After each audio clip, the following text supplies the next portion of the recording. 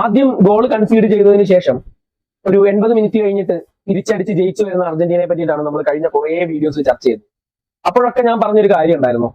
So defence എന്ന് പറയുമ്പോൾ അർജന്റീനയെ defend ചെയ്യേണ്ടത് ഇങ്ങനെയല്ല. അതായത് അർജന്റീനയുടെ കാലിൽ ബോൾ കൊടുത്തിട്ട് ബോൾ കൊണ്ട് വരുമ്പോൾ തടുത്തിടാം എന്നുള്ളൊരു പരിപാടി, ആ ഒരു ഡിഫൻസ് അല്ല അർജന്റീനയ്ക്കെതിരെ ചെയ്യേണ്ടത്. പകരം കാലിൽ ബോൾ വെച്ച് ഹോൾഡ് ചെയ്ത് ടൈം ഡിലേ ചെയ്തുകൊണ്ടുള്ള ആ ഒരു രീതിയിലുള്ള ഡിഫൻസ് ആണ് അർജന്റീനയ്ക്കെതിരെ ചെയ്യേണ്ടത്. അർജന്റീനയ്ക്ക് ബോൾ കൊടുക്കരുത് എന്ന് ഞാൻ പറഞ്ഞിട്ടുണ്ടായിരുന്നു. സോ ഈ ഒരു ടാക്ടിക്സ് ഉപയോഗിക്കുന്നതിൽ ഇംഗ്ലണ്ടിന് പാളി, സ്വിറ്റ്സർലൻഡിന് പാളി, വെർദയ്ക്ക് പാളി, ഈജിപ്തിന് പാളി, അങ്ങനെ പല ടീമിനും പാളി എന്നുള്ളത് നമ്മൾ കണ്ടതാണ്. സോ ഇന്നലെ ഈ പ്ലാൻ വർക്ക്ഔട്ട് ചെയ്യുന്ന സ്പെയിനെ നമ്മൾ കണ്ടു എന്നുള്ളതാണ്. അവസാന നിമിഷങ്ങളിൽ ശ്രദ്ധിച്ചാൽ മതി, സ്പെയിൻ അർജന്റീനയ്ക്ക് ബോൾ കൊടുക്കുന്നത് അവസാന നിമിഷം നല്ല കളി തുടങ്ങുമ്പോൾ തൊട്ടേ ബോൾ കൊടുത്തിട്ടില്ല, അത് വേറെ കാര്യം. എന്നാലും അവസാന നിമിഷം ആകുമ്പോഴത്തേക്ക് അർജന്റീന എന്തെങ്കിലുമൊക്കെ അറ്റാക്കിന് ശ്രമിക്കേണ്ടതല്ലേ.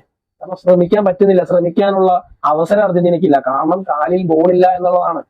ന്യൂക്കോ വില്യംസിനൊക്കെ പലതവണ അവസാന നിമിഷങ്ങളിലാട്ടോ, അവസാന നിമിഷങ്ങളിൽ ന്യൂക്കോ വില്യംസിനൊക്കെ പലതവണ ബോക്സിന്റെ ഉള്ളിലേക്ക് കയറാനും ഡേഞ്ചർ സൃഷ്ടിക്കാനും ഗോൾ ചാൻസ് ഉണ്ടാക്കാനും ഓൺ ടാർഗറ്റ് അടിക്കാനും പോട്ടെ ഗോൾ അടിക്കാൻ തന്നെ അവസരങ്ങളുള്ള പല സമയങ്ങളുണ്ടായിരുന്നു.